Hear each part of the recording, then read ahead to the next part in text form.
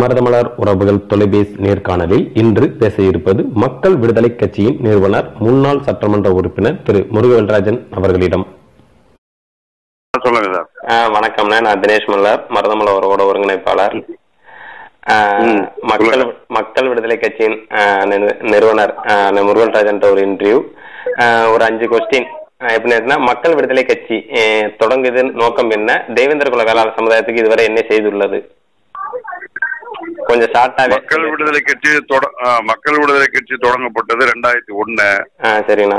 முதலில் தேவேந்திர இளைஞர் சங்கமாகவும் 2006 மக்கள் விடுதலை கட்சியாகவும் அரசியல் இயக்கமாக மாற்றப்பட்டது.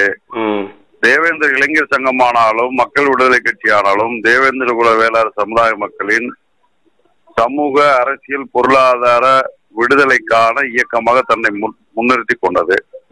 இது ஒரு முற்போக்கு இயக்கம், இடதுசாரி சிந்தனை கொண்ட இயக்கம். சமூக விடுதலையோடு சமூகத்தினுடைய தமிழ் தேசிய சமூக விடுதலையையும் முன்னிறுத்துகிறது.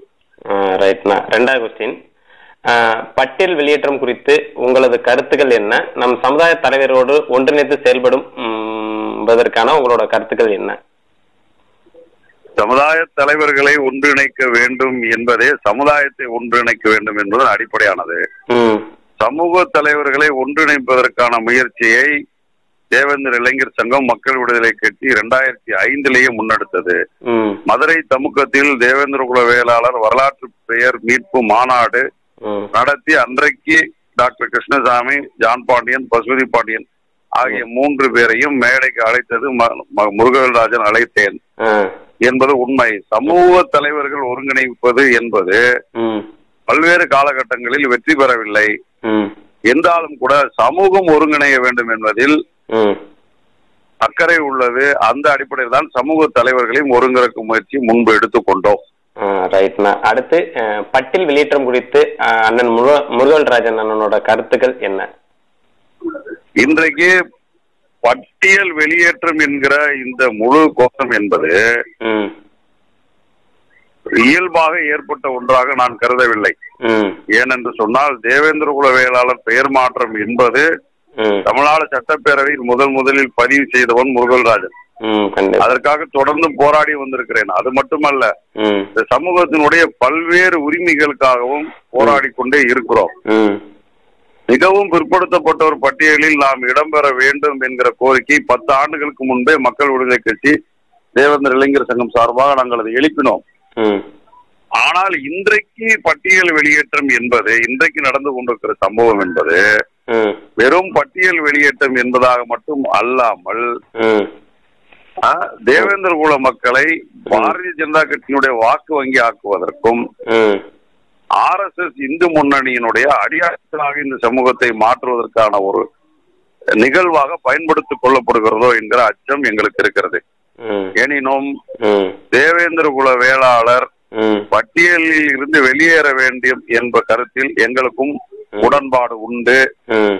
ஆனால் வெளியேற்றம் என்று நிகழ்கிறதோ அன்றைக்கு வெளியேற்றத்தில் செய்யப்பட்டு வேற ஒரு பட்டியலுக்கு போவதாக இருந்தாலும் அல்லது இன்றைய நிலையில் இருப்பதாக இருந்தாலும் இவற்றில் எது சரி என்பதை மேலோட்டமாக இருக்கக்கூடிய அரசியல் இயக்கங்களும் தலைவர்களும் மட்டும் முடிவு செய்யக்கூடாது.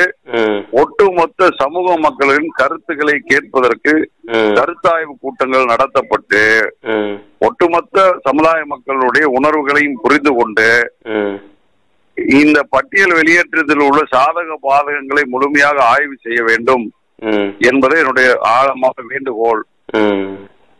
ஒருவேளை பட்டியலில் இருந்து வெளியேறினாலும் வெளியேறாமல் இங்கே இருப்பதாக இருந்தாலும் தேவேந்திர குல வேளாளர்களுக்கு 10% தனி இடஒதுக்கீடு என்பது நாங்கள் வலியுறுத்துகிறோம். நன்றிண்ணா. தேசிய தலைவர் தியாகி இமானுவேல் ஷேர்னாரோட நினைவு மணிமண்டபம் கட்டப்படாமல் இருக்கு. இதுக்கு என்ன காரணம் நினைக்கிறீங்க, இல்ல தள்ளி போவதற்கான காரணம் என்ன, உங்களோட கருத்து?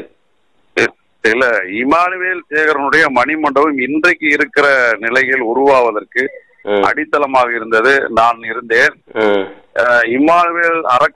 இமானுவேல் தேவேந்திரர் அறக்கட்டளை சார்பாக தான் இப்பொழுது உள்ள அந்த கட்டிடம் கூட கட்டப்பட்டது. அதை அறக்கட்டளையுடைய தலைவராக இருந்து நான் தான் கட்டினேன்.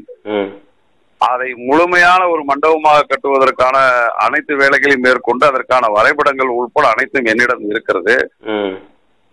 ஆனால் அன்றைக்கு என்னால் இவ்வளவு தூரம் கட்டுவதற்காக மட்டும்தான் பொருளாதாரத்தை திரட்டி கொள்ள முடிந்தது. அதற்கு பிறகு பொருளாதார சிக்கல் ஏற்பட்டதால் அதை தொடர முடியாமல் விட்டுவிட்டேன். பிறகு அந்த அறக்கட்டளை தலைவர் பொறுப்பை மற்றவர்கள் வேண்டும் என்று கேட்டார்கள். அப்பொழுது நான் கொடுத்து விட்டேன். இப்பொழுதும் அதை தொடர்ந்து கட்டுவதற்கு அதற்குரிய அனுமதி கடிதம் உங்களிடம் இருக்கிறது, அதனுடைய நகலை தர வேண்டும் என்று சிலர் கேட்டார்கள்.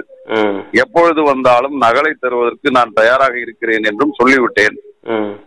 வருகிறவர்கள் தாங்கள் யார் என்றும் எந்த அமைப்பில் இருந்து வருகிறார்கள் என்றும் தொடர்ந்து கட்டுவதற்காக இந்த வரைபடத்தை தர வேண்டும், அனுமதியை தர வேண்டும் என்று என்னிடம் ஒரு கடிதத்தை கொடுத்து விட்டு அதை பெற்றுக் கொள்ளலாம் என்றும் சொல்லிவிட்டேன். ஆக இதை கட்டுவதற்கு ஒன்றும் தடை இல்லை. சமூகம் இன்றைக்கு எப்படி பட்டியல் வெளியேற்றத்திற்கு ஒன்று திரண்டுகிறதோ அதுவே இமானுவேல் நினைவிடத்தை கட்டுவதற்கும் ஒன்று திரண்டு காரியங்களை செய்தால் அது எளிதாக நிறைவேறும் என்பது என்னுடைய கருத்து. நன்றிண்ணா. இதே தான் என்னுடைய கருத்து. ஓகேண்ணா.